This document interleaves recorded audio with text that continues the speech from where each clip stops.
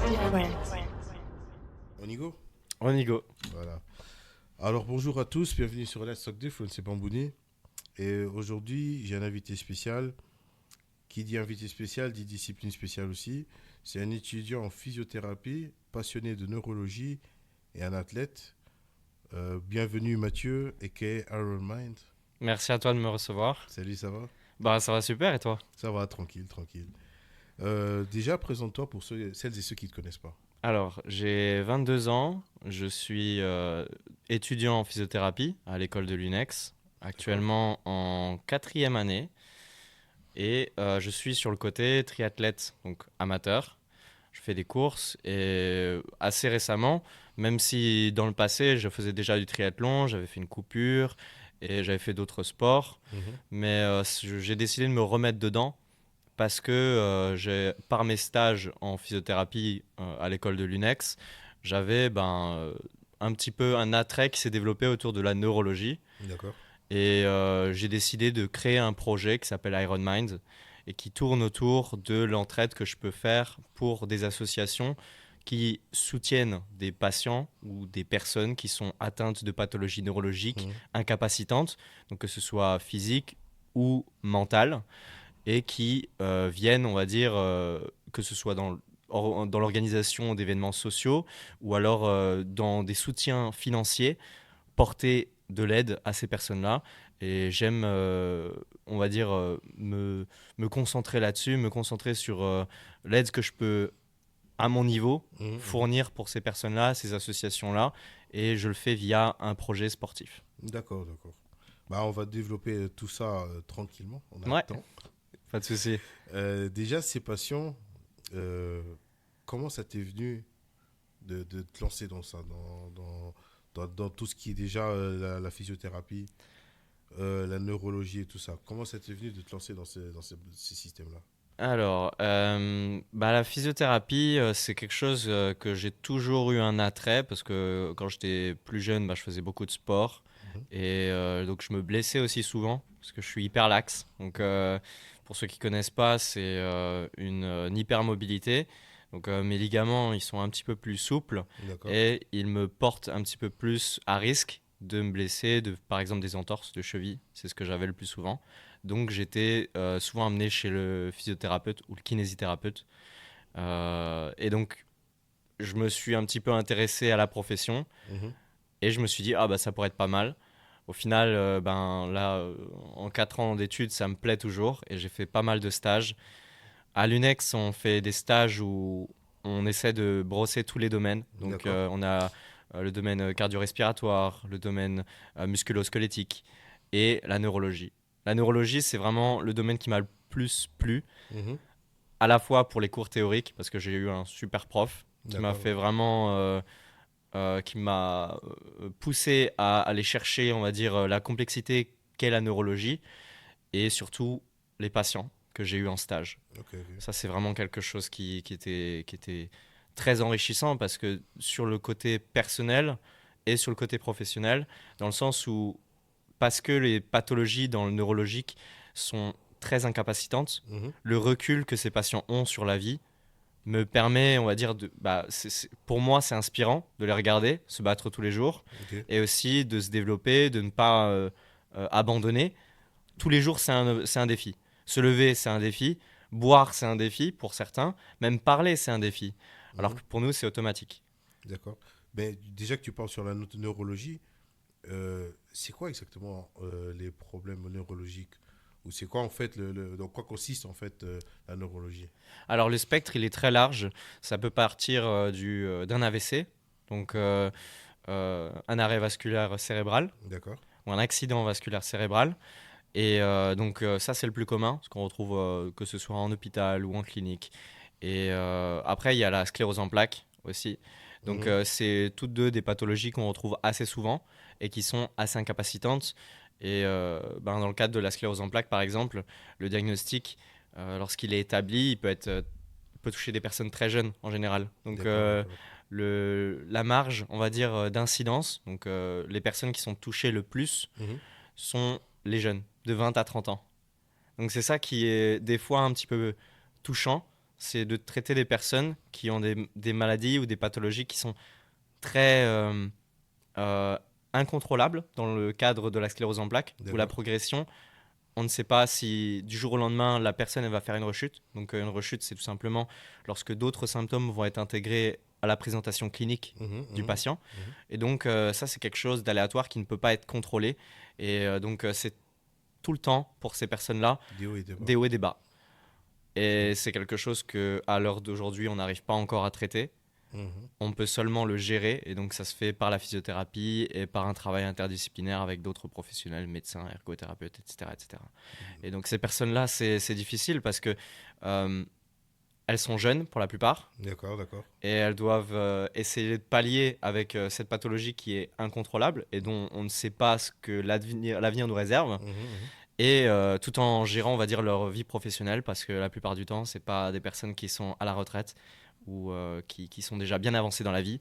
Ah, ils ont toute la vie encore devant eux. Ah, Là, oui, oui, c'est ça, c'est ça. Et c'est ça ben, le le plus plus- touchant pour Mhm. moi et le plus intéressant, puisque je vois ce que je peux apporter pour ces personnes-là. D'accord, d'accord. Bah, je vois, tu t'as dit que tu as 22 ans, non? Oui, Voilà. Ça me fascine d'entendre quelqu'un de. Le prends pas mal, mais ça me fascine d'entendre quelqu'un de ton âge parler comme ça. Et quand on dit que les jeunes d'aujourd'hui, ils font rien, qu'ils sont pas très intéressés, je peux vous dire que là, j'ai un exemple devant moi qui fait carrément le contraire. C'est-à-dire que ah, c'est déjà, gentil. avant, tu étais passionné par ça et tu continues sur cette voie-là en étant aussi jeune, tu vois. Et c'est ça qui, qui, qui est valorisant pour toi, que je te dis vraiment chapeau bas pour tout ça, parce que vraiment, Merci. comme je te dis, les jeunes d'aujourd'hui, on va dire c'est peut-être générationnel, on Hmm. le dit comme ça, mais on voit pas tant de jeunes qui sont aussi motivés comme ça. Ouais, ouais. Ah, Tu vois, comme je te dis, c'est je vois ce peut-être que tu veux dire. générationnel, Ouais, sans mettre de points négatifs sur quoi que ce soit, ou peut-être c'est peut-être que certains qui font des trucs, ils ont peur de se montrer. ouais, je pense qu'il y a ça, et aussi le fait que ben, la société, elle encourage pas forcément les personnes qui font des choses qui ne sont Exactement. pas centrées sur soi. Alors, c'est en train de se développer, hein. Il y a un petit peu une tendance qui vient ces dernières années sur l'entraide et surtout ce qu'on peut apporter pour des associations. Mhm, Donc ça, c'est en train de se développer petit à petit, et que ce soit avec des associations telles que Ella, que je soutiens avec mon projet, et qui, 50 ans en arrière, quand on regarde, lorsqu'on avait une pathologie comme la leucodystrophie ou des pathologies dont le mot est tellement long et on l'a tellement peu vu ou entendu mhm. que on ne sait pas trop ce que c'est, donc on va le mettre dans une case et ça va être des personnes qui sont anormales et reconnues comme euh, on va dire, incapacitantes en société ou Mhm. qui n'arrivent pas à s'adapter ou à s'intégrer en société. Et Exact. donc, ces personnes-là, elles sont mises dans une case. Et il y a 50 ans en arrière, voilà, c'est des personnes qui ont des troubles psychiatriques ou alors qui sont définies comme ayant des troubles psychiatriques, qui vont dans des écoles spécialisées, Mhm. etc., etc. Et donc, dans toute leur vie, elles vont être mises dans cette case où ils sont différents, ils sont inférieurs à la personne normale, Normal, entre gros voilà. guillemets, et donc maintenant, ce qui se fait, c'est que on les intègre beaucoup plus à la société. Il y a des associations qui se créent, il y a des infrastructures qui sont créées pour pouvoir pallier les différences physiques et mentales que ces personnes ont, Mhm. mais qui ne les séparent pas pour autant et ne les rabaissent pas pour autant des autres personnes. C'est des différences et pas des limitations. Exactement, exactement. Franchement, c'est très beau ce que tu viens de dire là. C'est vraiment chapeau pour toi. Franchement, ça me touche même ce que tu dis et tout. Ouais, c'est gentil, merci. Donc voilà, on va revenir un peu en arrière. Tu as dit que tu fais tes études à la Lunex. C'est ça. Peux-tu nous parler un peu plus de la Lunex? Parce que je pense que c'est aussi un de tes sponsors Oui, pour ton projet. alors l'UNEX, c'est une université qui est assez jeune, puisqu'elle a été créée, si je ne m'abuse, en 2016. Ça fait pas longtemps. Ouais. Et donc, elle permet. Donc, je crois que c'est la seule université au Luxembourg qui se développe sur la physiothérapie, mais qui a aussi d'autres branches, telles que le management, je crois que c'est Exercise Sports Management Science, un truc Ok. comme ça. Et là, il y a une nouvelle branche qui est la nutrition. Donc, elle est en train de prendre de la place petit à petit et se développer, que ce soit en physiothérapie ou dans les branches annexes. Et donc, pour moi, c'est quelque chose qui m'a beaucoup aidé parce Mhm. que le parcours en France est beaucoup plus difficile d'accès. Et donc, ça a été une porte Pas de sortie, mais on va dire un raccourci qui me fait gagner du temps, puisque en France, c'est assez difficile, on se pose pas trop la question si on va réussir à passer, parce que c'est assez la compétition, hein. Mhm. C'est quelque chose qui un petit peu n- nous met pas face au concours, mais face aux autres. Ouais, ouais. Et donc ça, c'est un petit peu... tu te dis, est-ce que même si je suis bon, je vais quand même y arriver? Ou est-ce que je me donne les moyens, est-ce que je vais quand même y arriver? Parce que je suis face aux autres et je suis pas face... ça, je peux pas contrôler les autres. Par Ça, contre, je c'est peux vrai. contrôler ce que je suis en train de réviser. Mais donc, il y a toujours cette incertitude et je pense que c'est pour ça que beaucoup de Français sont intéressés à aller à l'UNEX parce que c'est l'avantage de... Voilà, on n'est pas mis en compétition les uns avec les autres. La seule compétition, c'est avec soi-même et ce qu'on peut apprendre sur le cursus. Et le cursus à l'UNEX pour la physiothérapie, alors c'est un bachelor et un master. Donc un bachelor, donc c'est 3 ans, et un master, c'est 2 ans en plus, D'accord. pour pouvoir après travailler au Luxembourg ou faire une équivalence dans d'autres pays comme la France, l'Allemagne euh, et la Belgique aussi. D'accord, Et d'accord. donc, c'est assez rassurant dans le sens où, avec un master, bah, ça nous donne assez d'opportunités pour travailler autre part que le Luxembourg. Mhm. Et aussi, l'avantage qu'il y a à l'UNEX, c'est qu'il n'y a pas forcément ailleurs en France ou en Belgique, c'est les stages qui sont fournis à l'international. Et donc, pour moi, par exemple, j'ai pu travailler en Suisse en proposant un stage. Donc, Ok. j'avais pris contact avec une clinique qui n'avait pas de lien direct avec l'université. Et grâce à ce contact que j'ai créé, bah, j'ai pu avoir un stage qui n'est pas offert ou qui n'est pas existant de base. Mhm. Et donc, c'est une option qui est proposée aux élèves. Donc, par exemple, là, cette année, je vais partir au Japon. C'est pas quelque chose que j'aurais pu imaginer, D'accord. mais c'est quelque chose que j'ai pu créer en discutant, en envoyant des emails, juste avec de la chance et des couilles, comme j'ai envie de dire. Parce que, voilà, c'est quelque chose qui n'est pas mis en avant dans d'autres écoles, Mhm. mais dont on a la possibilité et dont on a l'option à l'UNEX, et je trouve que c'est une force. Et c'est la Lunex qui sponsorise tout, qui paye tout. Alors, non, non, non. Ça, le Japon, alors, on a de la chance parce que ici au Luxembourg, on a des aides financières. Ouais, ouais. Et donc, avec ces aides financières, je peux aussi me permettre de faire certains voyages. Le fait aussi que ben, je suis encore chez mes parents, donc au niveau du loyer, Ok. j'ai pas besoin de me soucier de ça. Si je veux partir en voyage, ben, j'ai pas besoin de me dire bon ben je vais laisser le loyer, je dois avoir payé le loyer, puis ensuite payer l'appartement ou le logement que j'ai quand je pars à l'étranger. Et Mhm. donc là, c'est un gros plus au niveau financier. Et surtout sur le fait bah, que j'ai assez de liberté pour pouvoir me permettre et me dire bon bah voilà, je vais apprendre parce que c'est un stage en physiothérapie. Ah ouais, ouais. Donc je vais découvrir une nouvelle culture, travailler différemment, surtout parce qu'il y a beaucoup de relationnel dans le métier. Mhm, mhm. On tend à dire que c'est 60% de relationnel et 40% on va dire de connaissances scientifiques en Exact, c'est ça. physiothérapie, même si c'est très important et c'est le squelette on va dire de notre apprentissage, Mhm, la mhm. connaissance scientifique, mais le relationnel fait beaucoup et on peut avoir toutes les connaissances qu'on veut, si on n'a pas le relationnel, eh ben, on n'aura pas de patient. Ou alors on Exactement. n'aura pas une bonne relation qui se développe. Exactement. Faut aussi faire un peu de bouche à l'oreille. Exactement. C'est bien. En tout cas, voilà, tu nous parles un peu de la physiothérapie. Mais moi, comme beaucoup de gens, on a souvent tendance à confondre ce que c'est la physiothérapie. Parce qu'on entend physiothérapie, on entend kinésithérapie, on entend ostéopathie et les chiropracteurs. Ouais. Alors, Saurais-tu nous faire la différence des quatre en gros, en gros. chiropracteur, je connais pas forcément. Par contre, ostéopathe, vu qu'on travaille beaucoup plus avec ces personnes-là en tant que relation interprofessionnelle, je pourrais t'éclairer un petit peu. Alors, physiothérapeute, c'est le terme international, mais Ok, c'est exactement, ça veut dire la même chose que kinésithérapeute. ok, ok. Donc, les mots sont un petit peu interchangeables. Kinésithérapeute, c'est ce qu'on utilise en France, principalement. Mais partout dans le monde, on parle de physiothérapie. Physiothérapeute, ok. Maintenant, la différence entre un physiothérapeute et un ostéopathe, c'est que le physiothérapeute, il va plus prescrire des exercices. Il va plus travailler sur le long terme. Alors que l'ostéopathe, on vient pour une douleur. Mhm. Ouais, je vais grossir les traits hein, parce que c'est pas ma profession. Mais s'il y a des ostéopathes qui écoutent, ne le prenez pas personnellement. C'est juste que j'ai pas forcément l'expérience pour pouvoir donner plus de détails ou surtout être très précis sur le S'ils domaine. écoutent, la porte elle est ouverte pour venir expliquer à leur façon ce que c'est. Exactement, exactement. Je les invite à me corriger si jamais je fais des erreurs. Mais de ce que j'ai comme opinion, c'est que les physiothérapeutes travaillent plutôt sur le long terme, Ok.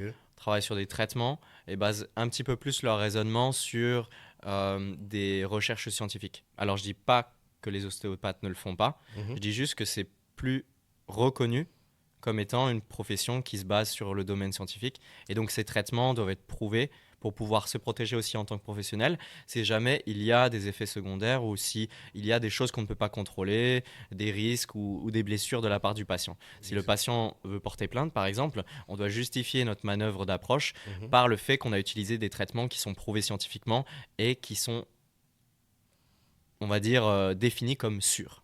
D'accord, d'accord, d'accord. Et donc, en ostéopathie, c'est beaucoup plus de la thérapie manuelle. Mhm. Alors qu'en physiothérapie, en fonction du domaine, par exemple la neurologie, on est beaucoup moins amené à faire de la thérapie manuelle. Donc la thérapie manuelle, c'est ni plus ni moins qu'utiliser ses mains pour pouvoir créer un lien avec le réseau fascia, D'accord. donc le réseau aussi nerveux, et donc créer, on va dire, une réaction physiologique via des techniques manuelles. Ok. Donc ça, c'est plutôt le cercle d'approche de l'ostéopathie, Mhm. la thérapie manuelle, alors que nous, ça va plutôt être la thérapie du mouvement. D'accord, d'accord, d'accord. En tout cas, voilà, c'est vraiment un truc qui est tellement vaste. Parce que là, en fait, même si on parle de physiothérapie et tout ça, comme tu as dit, c'est plus ici en France qu'on utilise le mot. Mais les disciplines, ils sont aussi différentes dans d'autres pays. Comme tu as dit, tu vas au Japon. Ouais. Donc, eux, ils ont une autre approche par rapport à ça. Tu as des pays, ils ont des approches carrément totales. Nous, on dit que c'est totalement fou, Mhm. mais pour eux, ça marche. Donc, Ouais. la discipline, elle est tellement vaste que, voilà, on peut pas. Chacun a son point de vue sur ça. Ouais. Et encore, c'est.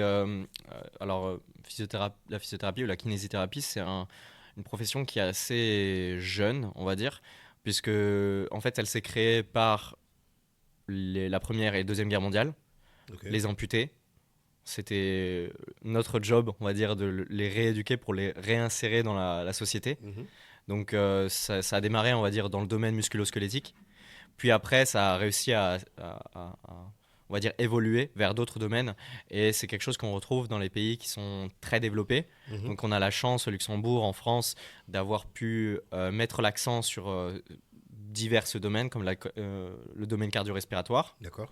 ou alors le domaine neurologique. Mais ce n'est pas le cas de tous les pays, parce que le domaine neurologique, souvent, ça demande beaucoup de machines ou beaucoup d'infrastructures, ou surtout beaucoup de connaissances, on va dire, qui sont assez poussées, puisque c'est Mhm. très complexe. Et c'est ce que moi j'aime dans ce domaine-là, mais ce n'est pas le cas de tous les pays. Et donc, par exemple, au Japon, c'est une autre culture. C'est Exactement. plutôt de la prévention que, on va dire, du traitement de la conséquence. Donc, ils vont plutôt valoriser, par exemple, un médecin qui n'a pas beaucoup de patients Mhm. parce qu'il arrive à maintenir ces personnes ou sa communauté en bonne santé. Alors D'accord, que nous, d'accord. ici, c'est le raisonnement inverse. Bah, la personne qui a beaucoup de patients, ça veut dire que quelque part, il fait quelque chose de bien. Quelque part, il arrive à traiter beaucoup de personnes et les patients qui viennent dans son cabinet sont intéressés par ce qu'il propose. Mhm, mhm. Et donc, on traite beaucoup plus la conséquence, puisque le mal est déjà fait et on va essayer de réparer. Alors D'accord, que d'accord. là-bas, bah, on essaie de prévenir. La prévention chez eux. C'est ça. Ok, ok. Et donc, forcément, l'approche, on va dire, thérapeutique, elle est différente, surtout la culture, avec la médecine chinoise. La physiothérapie, elle n'est pas forcément reconnue autant que nous, on la reconnaît en Europe. Mhm, mhm. Par exemple, c'est pas pour monter un cabinet en physiothérapie en Japon, on n'a pas besoin d'être enregistré au niveau national. D'accord. Alors qu'au Luxembourg, bah voilà, il y a l'ALCA, donc l'association luxembourgeoise des kinésithérapeutes, Mhm. où lorsqu'on est en tant que professionnel, on est enregistré. Exact, exact. Donc il y a des différences. Ok, ok. Bah, c'est bien que tu mettes un peu la lumière sur tout ça.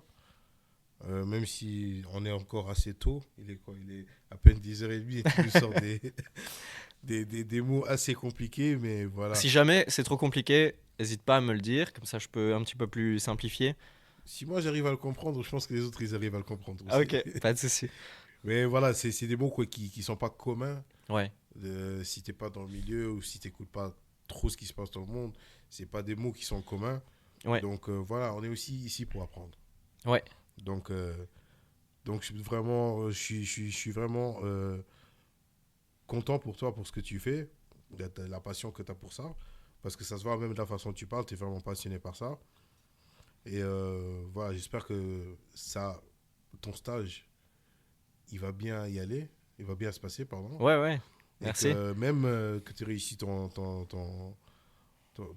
master, c'est ça que tu es en train de faire? C'est ça, Voilà, c'est ça. tu réussis ton master, tu ouvres ton cabinet.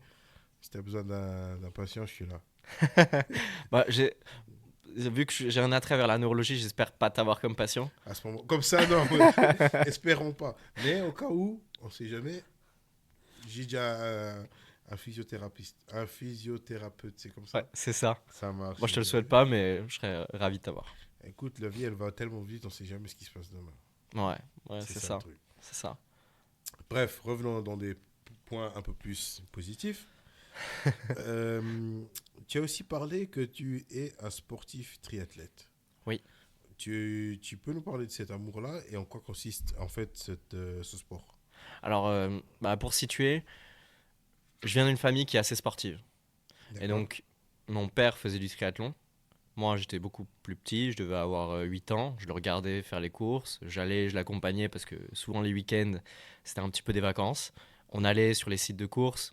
Pour moi, je voyais ça comme des vacances, mais lui, c'était une compétition. Ok, Et ok. donc, il y avait le stress, etc. Moi, j'étais super content parce que j'étais là en train de l'encourager. Et c'est une ambiance qui est assez bluffante au départ si on n'est pas familier avec le triathlon. Mhm. Donc, c'est une compétition où on est plus en compétition avec soi qu'avec les autres. Mais il y a quand même cet aspect performance derrière. Donc, il y a Mhm. une petite pression, etc. Et donc, moi, d'un côté d'observateur, puisque j'allais simplement pour encourager mon père au départ, ben, j'étais vraiment fasciné par le sport. Donc, pour ceux qui ne connaissent pas le triathlon, c'est natation, vélo, course à pied. Il y a plusieurs formats. Donc, lui, il faisait des formats à longue distance. Donc, parmi ceux-là, on a Ironman, qui est une Je marque. pense que c'est celui le plus connu. Ouais, c'est une marque, on va dire, c'est une organisation Mhm. qui met en avant les triathlons longue distance. Donc, qu'est-ce que c'est longue distance? C'est natation en 70.3, ou on peut aussi appeler Half Ironman. Ok. C'est 1,9 km de natation. Puis ensuite, on enchaîne avec 90 km de vélo. Puis on enchaîne avec un semi-marathon, donc 21 km de course à pied. Ah Et, ouais. ouais. Et ça, c'est la moitié d'un Ironman. Ça veut dire qu'un Ironman complet, donc la distance la plus longue par l'organisation, c'est donc le double de toutes les De valeurs tout, que j'ai ok. dit. Donc c'est 3,8 km de natation, 180 de vélo et un marathon en course à pied. Donc c'est assez impressionnant. Et Et tout mon... ça en une journée. Ah ouais, tout ça en une journée. Vous avez le temps, vous. Alors c'est sûr que pour ces deux distances-là, c'est pas la même façon de s'entraîner, c'est pas la même fréquence, etc., etc. Mais c'est toujours impressionnant, peu importe la distance, de voir les triathlètes quand ils font leurs courses et Mhm. de les encourager. Et c'est un petit peu ce que j'adore chez ce sport-là, c'est d'encourager peu importe la personne qui est devant soi. Ça veut dire que en tant que spectateur, toutes les personnes qui passent, on les encourage comme si c'était quelqu'un qu'on connaissait. Ok. Et en tant que triathlète, lorsqu'on se fait encourager, même si on ne connaît pas la personne, bah, c'est quelque chose qui est assez rassurant, c'est quelque chose qui est assez encourageant, surtout qu'on fait quelque chose de très difficile en soi, Mhm. du moins qui peut paraître difficile. Après, lorsqu'on est un petit peu dans le bain, on se dit c'est un peu normal, mais bon, c'est jamais normal, on va dire, de se lever, de se dire je vais faire allez, 3,8 km de nage, je vais faire 180 de vélo. Et je vais faire un marathon, voilà, pour le fun. Exact. Souvent, c'est des trucs qui sont un petit peu difficiles à comprendre Mhm. si on n'est pas du domaine et si on n'est pas sportif ou comme moi je l'ai été, on va dire, né dans un environnement qui valorise le sport. Exact, exact. Et donc, juste pour finir là-dessus, j'ai fait par la suite du triathlon, Ok. donc quand j'étais plus jeune, parce que j'étais très inspiré par mon père. Et après, j'ai arrêté. Parce qu'au départ, le triathlon, c'était pas quelque chose qui me rassurait. C'était tellement stressant pour moi, le départ, Ok. que j'arrivais pas à prendre du plaisir en faisant D'accord. la course. D'accord. Forcément, à l'arrivée, j'étais content, hein. J'étais là, j'étais content de l'avoir fait, mais c'était quelque chose d'assez anxiogène de me donner, on va dire, un, euh, un- un objectif ou tout simplement l'inscription. S'inscrire, c'était pour moi très anxiogène. À ce point. Ouais, ah oui, j'étais très stressé quand j'étais plus jeune. Et ben, c'est ce qui m'a un petit peu éloigné du triathlon. Ok. Et là, en 2024, j'ai fait le marathon de Luxembourg, donc de l'ING.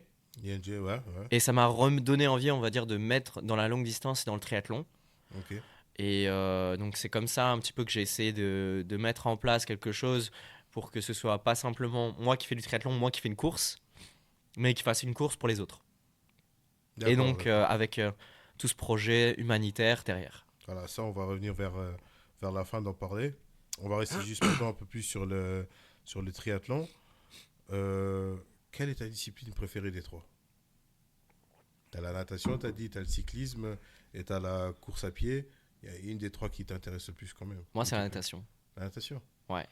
Et pourtant, vous nagez pas, c'est pas dans les piscines, vous nagez, c'est dans des... Ouais, dans les lacs ou dans la mer. Mais en fait, c'est ce qui peut faire le plus peur. Et moi j'ai la chance parce que j'ai fait des années de natation en club. Ok. Donc, pendant que je faisais du triathlon, je faisais aussi la natation en club. J'en faisais en compétition et donc ça m'a pas mal rassuré puisque j'en ai fait 7 ans Mhm. au final. Et donc, c'est là où je me sens le plus à l'aise, c'est là où je performe le plus. Ok. Ok. Mais c'est pas quelque chose qui me rassure pour autant, dans le sens où la plupart du temps, bah, c'est pas l'eau qui fait le plus peur, c'est le fait qu'on est en groupe. Et donc, en groupe dans l'eau, Il y a tout le monde là sur l'autre. ouais, c'est ça. Dès que donc il y a des bouées qui nous donnent, on va dire, un moyen de se repérer lorsqu'on est dans des eaux troubles, comme un lac ou une mer où on n'a pas la chance de voir le fond de l'eau. Mhm, mhm. Et donc on est amené à sortir la tête de l'eau lorsqu'on nage, donc un petit peu à la manière de faire un crawl polo.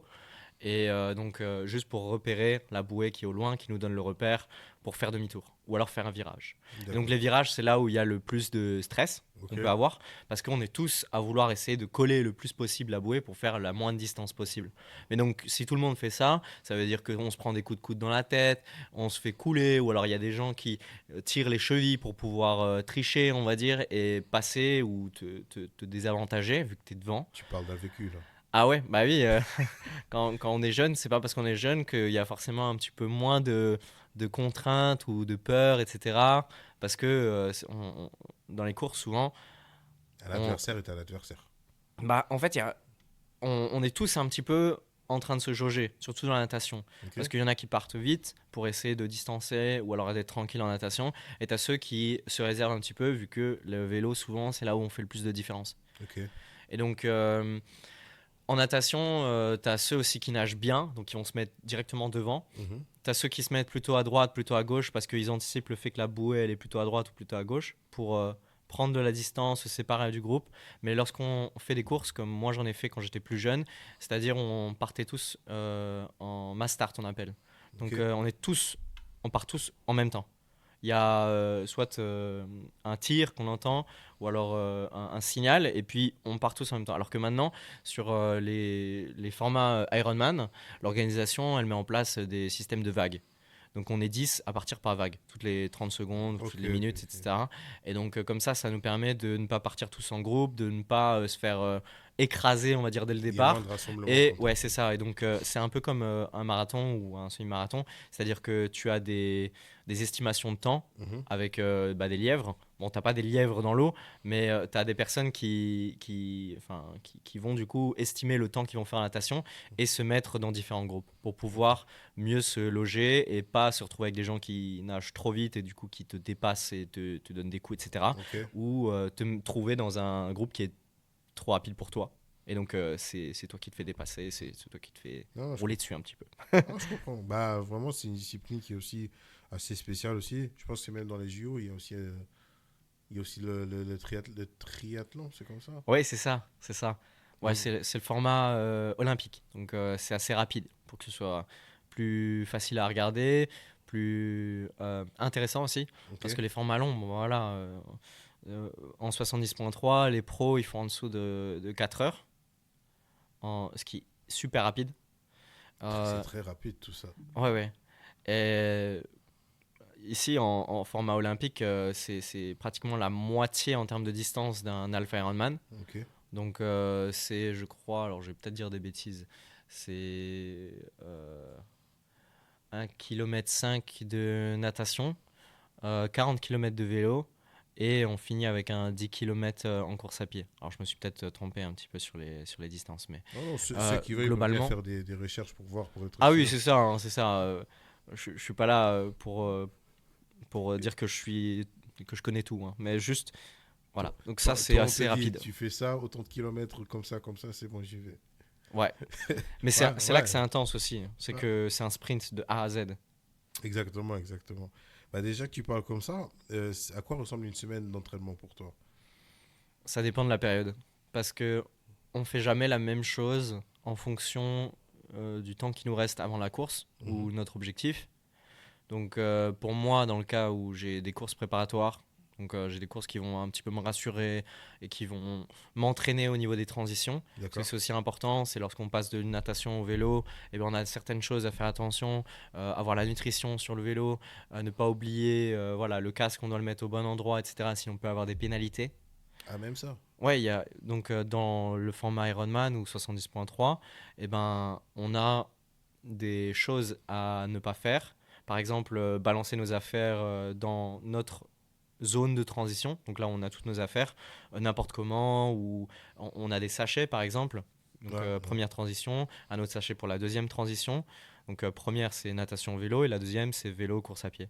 Et donc à chaque fois, on doit bien ranger nos affaires, on ne doit pas laisser traîner, sinon on a des pénalités de temps. Et donc ces pénalités de temps, bah, c'est un peu comme au foot, on a des cartons aussi. Ouais, ouais, ouais, ouais. Carton bleu, carton rouge. Enfin, non, je crois il y a. Carton jaune et carton rouge. Ouais. Et donc, en gros, avec ces pénalités, en fonction du carton qu'on reçoit, eh ben, on va devoir passer du temps à l'arrêt. Et donc, au lieu de rajouter des boucles ou des choses comme ça, on va devoir s'arrêter et laisser passer des personnes. Ah ouais, c'est vraiment pénalisant tout ça. Ah oui, oui, oui, surtout sur la. Bah, après, la longue distance, c'est un petit peu plus vaste parce que sur un Ironman complet, bon, 42 km, tout peut se passer. Ok. Peu importe ce que tu as fait en 180 km de vélo et en natation juste avant. Ça laisse un petit peu plus de surprise lorsque c'est de la longue distance et lorsque tu peux avoir des pénalités. Ok. Non, c'est vraiment intéressant tout ça. Je savais pas que c'était aussi cadré. Ah oui, oui. Alors, bref. Cadré, il y a certains domaines qui sont assez poussés, comme l'aspect des transitions, l'arbitrage, Mhm, etc. mhm. Après, on retrouve quand même une tendance où il y a dans certaines courses l'arbitrage qui est un petit peu plus laxiste que d'autres. Ok, ok. Et donc, par exemple, sur les longues distances, on n'a pas le droit au drafting. Donc, on n'a pas le droit de rester dans la roue de la personne qui est devant en vélo. Parce que bah, le mec qui est devant, il fait tout le boulot. Et toi, tu es derrière. Tu fais 40% de boulot en moins parce que tu bénéficies, on va dire, de son aspiration. Et lui, il est face au vent, donc il se tape le vent, etc. etc. Par contre, dans le Tour de France, tout ce qui est vélo, tu as le droit de faire ça.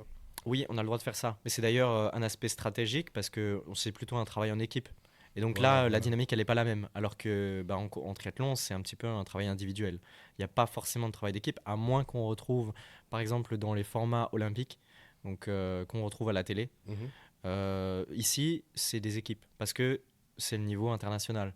Et donc, il y a l'équipe française qui vont se mettre l'un derrière l'autre en vélo, qui vont permettre aussi le drafting parce que la course le permet.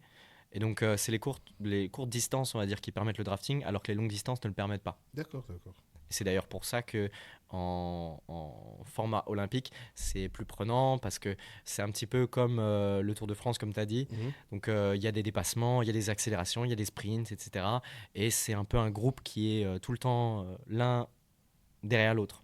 Alors Exact. qu'en format longue distance, bon, voilà, on a 12 mètres à laisser entre le cycliste devant et le cycliste derrière. Mais lorsque la personne double, il a un certain temps pour te doubler, sinon il reçoit une pénalité de temps. Ah Donc, ouais. ouais, c'est super carré. C'est Non, vraiment. je vois ça, c'est pas comme la discipline qu'on connaît. Tout le monde croit que voilà, c'est course à pied, c'est course à pied. Le cyclisme, c'est comme le vélo normal, tu Oui, vois. Mais si tu dis qu'il y a d'autres règlements, c'est que ouais. faut pas se mélanger de l'un dans l'autre. Après, bon, je prends l'exemple de la Formule 1, par exemple. Mhm.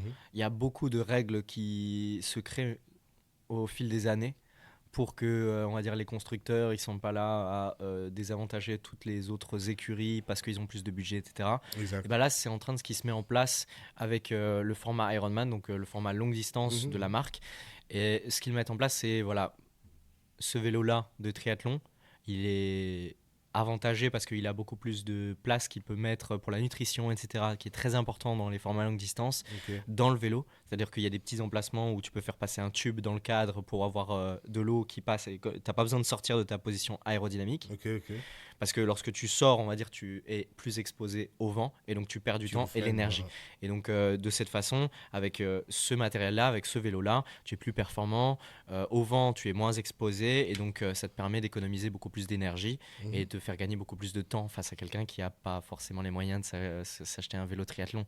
Mais forcément, ça c'est quelque chose qui est propre à la discipline longue distance et que tu retrouves pas ou très rarement dans les formats courte distance parce que la position aérodynamique, ça se fait avec des barres donc, Ouais, que tu ouais. mets sur le guidon comme ça.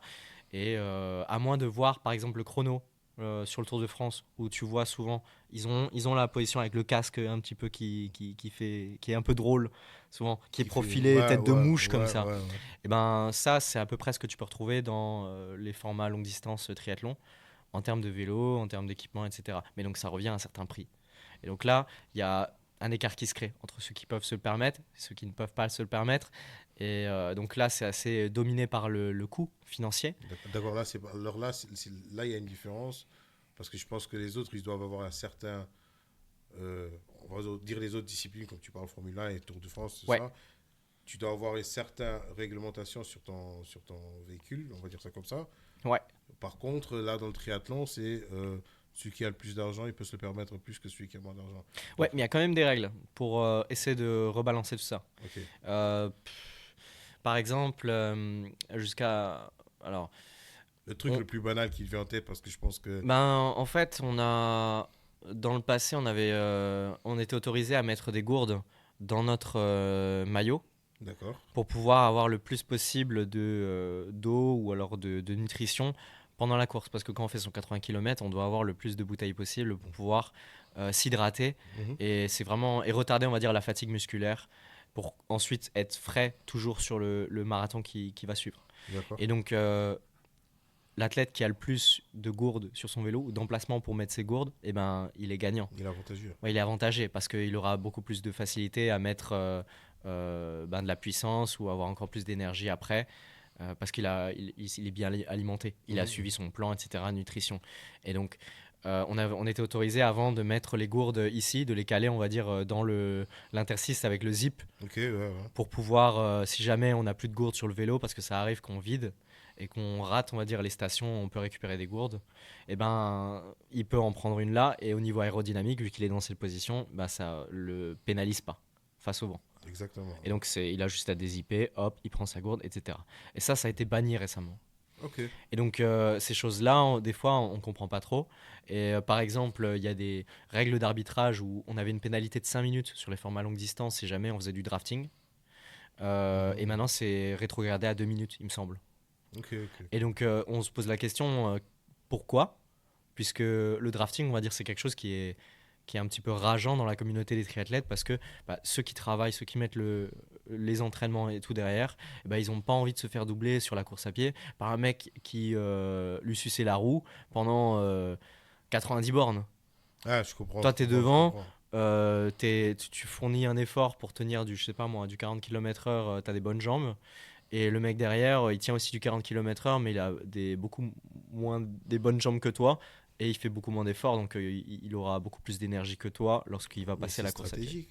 C'est stratégique, mais c'est pas censé être autorisé sur les longues Non, non, distances. voilà, je comprends, mais d'un autre côté, quelqu'un de dehors comme moi, qui connaît pas ça, moi, je lui dirais, voilà, stratégique, je me mets derrière lui, je profite de l'aspiration qu'il fait, et à la fin, je suis frais pour le truc, tu vois. Ouais, c'est ça.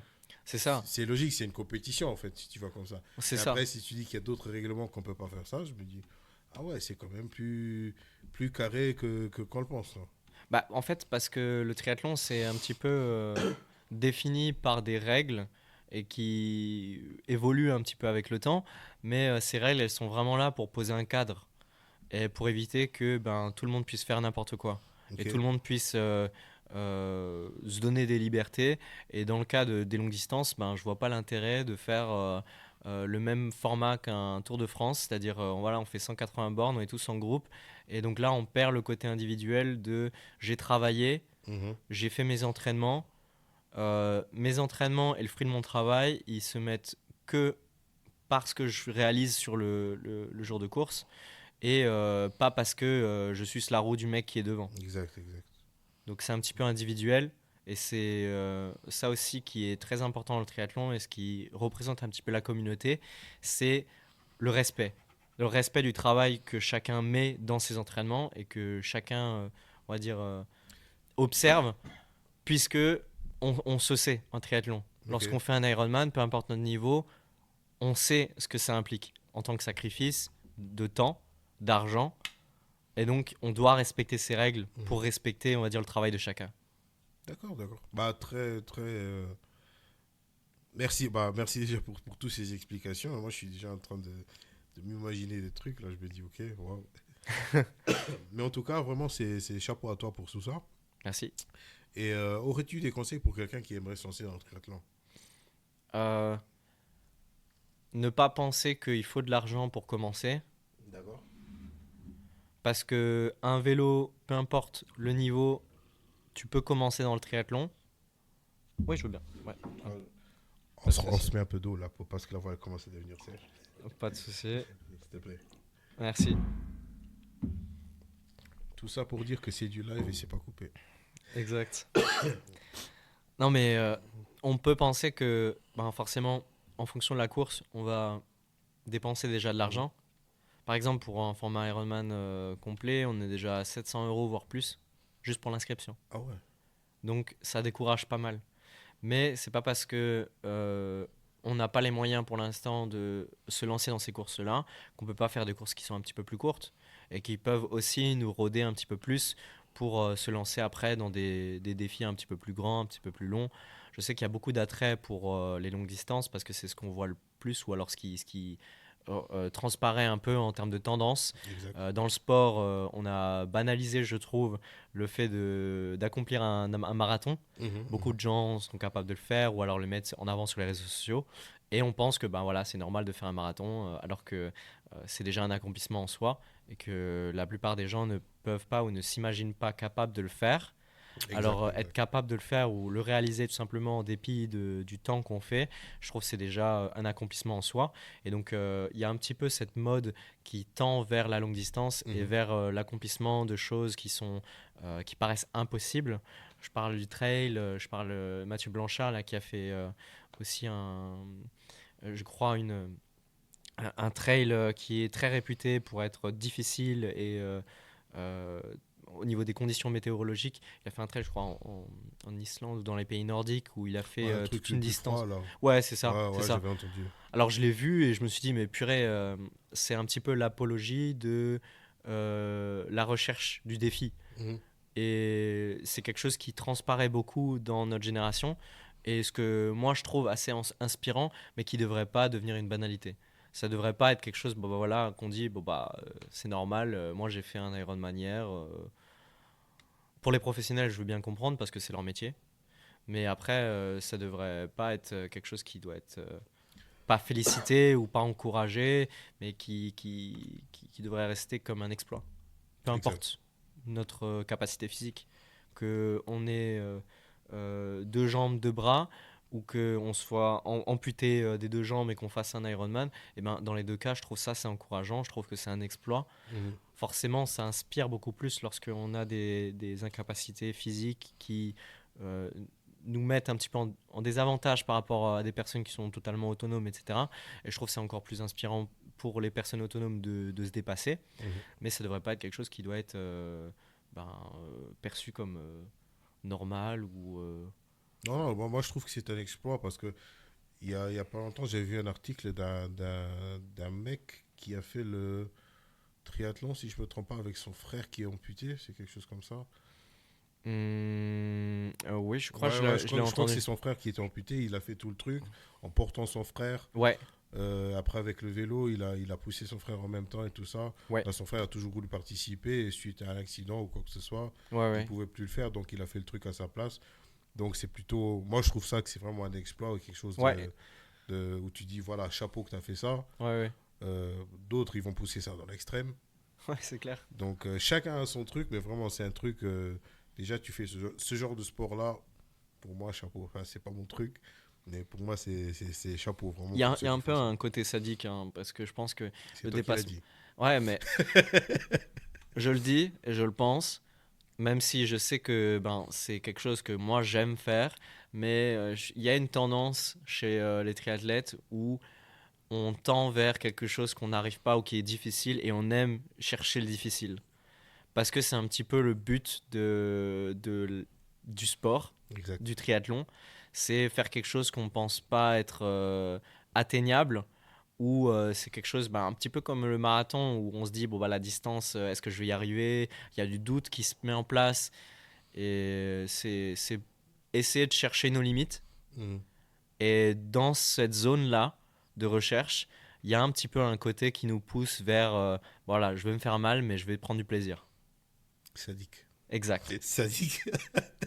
Non, non, je comprends déjà ce que tu veux dire, mais voilà, comme je dis, c'est quelque chose de très valorisant. Donc, Ouais. chapeau à toi. Déjà, on arrive tout doucement vers la fin. Et avant de terminer, on va parler en fait de ton projet que tu mets en combinaison de toutes tes compétences que tu as, que Ouais. ce soit maintenant le triathlète, tes compétences en physio. Thérapie.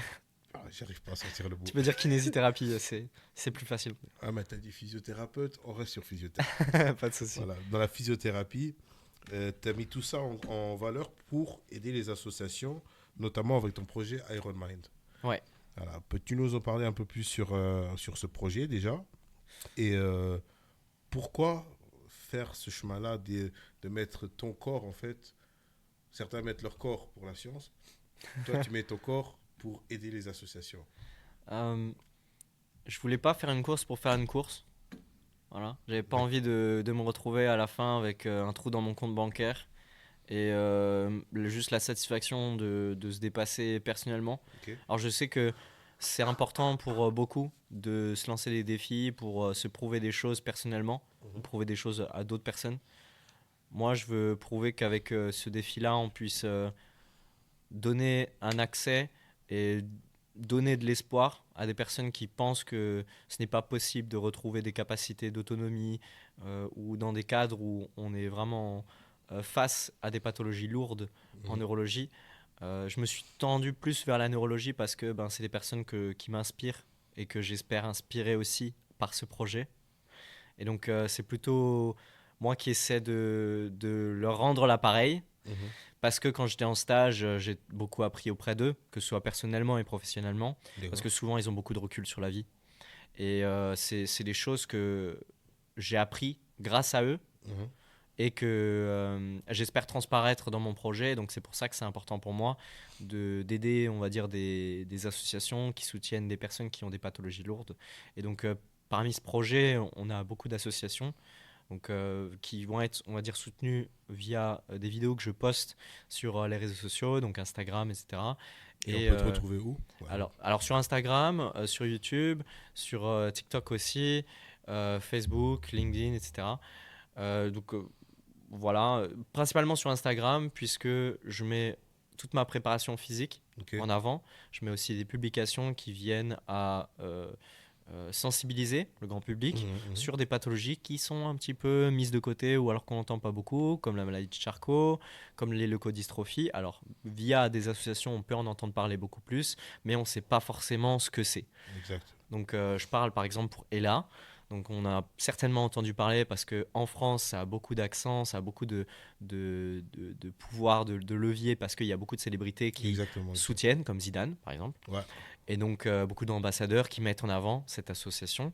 Et ce que j'espère pouvoir faire, c'est pour des plus petites associations de se développer et de les aider à continuer, on va dire, leur soutien pour les personnes que j'ai pu traiter ou qui ont des pathologies similaires à ceux que j'ai traités, Mhm. pour qu'elles auront plus de moyens, plus d'intégration en société et qu'elles se sentent de moins en moins rejetées ou mis de côté ou tout simplement isolées.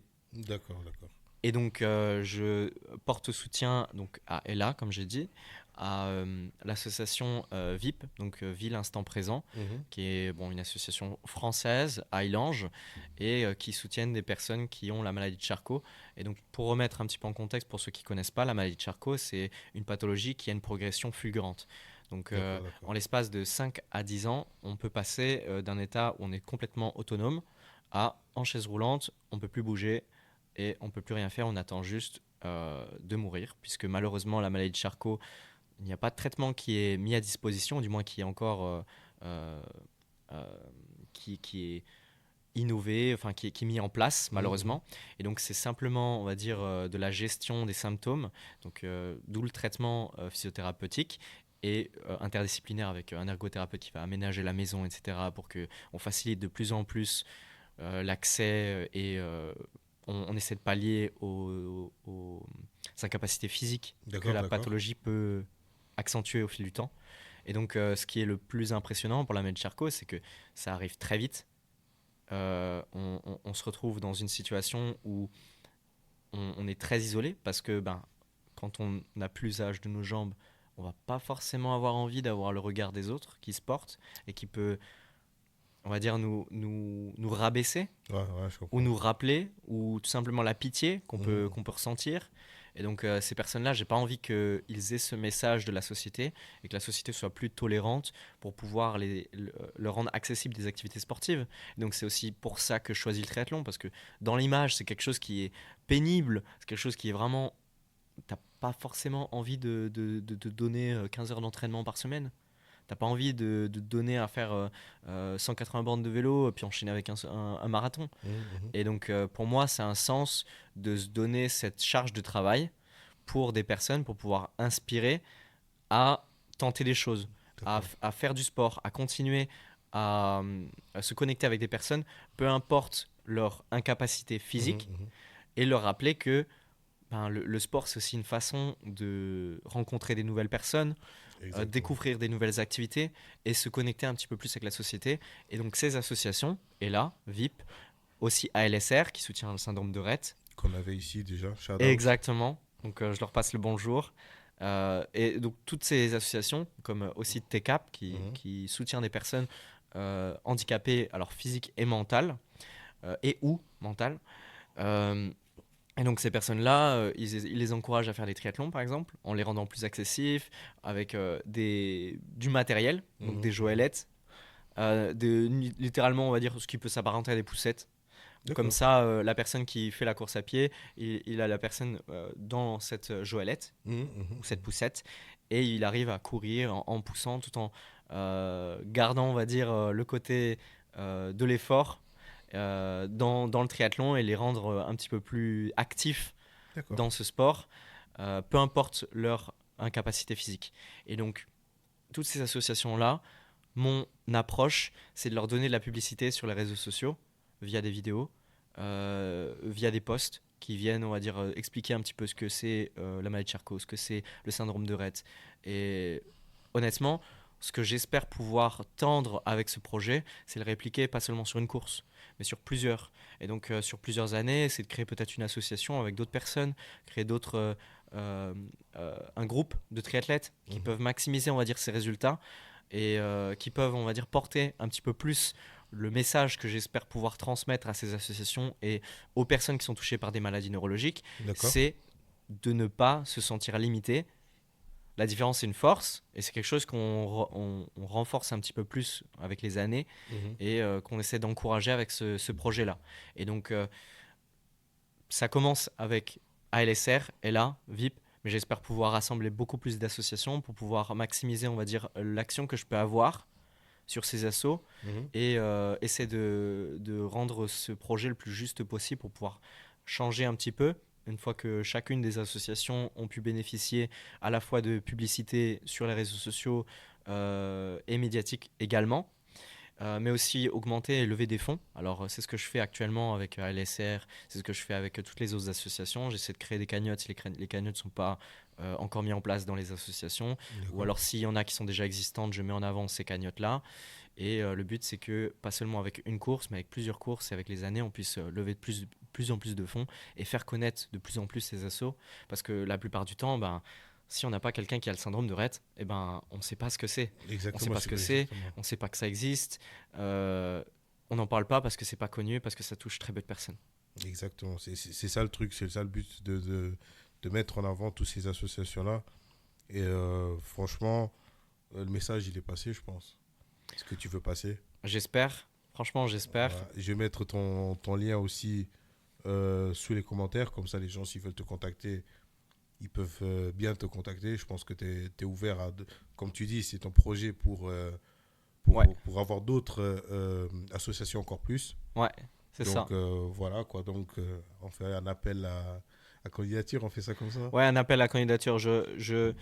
Euh, je ne juge pas en fonction de vos capacités, mais plutôt en fonction de votre détermination dans ce projet. Parce que Mhm. moi, j'ai la passion pour pouvoir le continuer, mais j'ai besoin d'aide aussi. Je me rends compte un petit peu petit à petit, parce que je suis quand même soutenu par un coach, j'ai un nutritionniste aussi. Mais par exemple, pour le montage vidéo, c'est moi qui fais. Tout le marketing, c'est moi qui fais. Donc si jamais vous êtes étudiant dans le marketing et que vous êtes motivé pour pouvoir porter un petit peu votre petite pierre au projet, ou que vous souhaitez, on va dire, avoir une petite expérience qui est humanitaire et aussi qui vous donne un petit peu de ressources, de matériel pour pouvoir après avancer professionnellement. Moi, je suis à la recherche de toutes personnes qui sont dans ces zones-là, donc dans le marketing, la Qui peuvent t'aider. publicité et le montage, la vidéo, etc., pour que je puisse un petit peu développer ce concept-là des réseaux sociaux. En tout cas, on te le souhaite. Merci. Et j'espère bien que tout ça portera bien ses fruits. Et que, voilà, comme je t'ai dit, que les gens ils commencent plus à soutenir les associations et tout, les mettre plus en avant et en valeur et tout ça. En tout cas, voilà, on arrive à la fin. Merci. Je te remercie déjà d'être pour ta venue. Merci à toi. Et j'espère qu'on a passé un bon moment. Ah, j'ai passé un super moment. Ah, ça fait plaisir. En tout cas, c'était Bambouni pour Let's Talk Different. Je mettrai tous les liens en commentaire pour te contacter. Merci à toi. C'est Iron Mind. Exactement. iron.mnd sur Instagram, c'est là où je suis le plus actif. Pas comparé avec Iron Man parce que c'est quelqu'un d'autre. Ouais. Allez, c'était Bambouni pour Let's Talk Different. On se voit la prochaine fois. Allez, ciao, ciao. Ciao.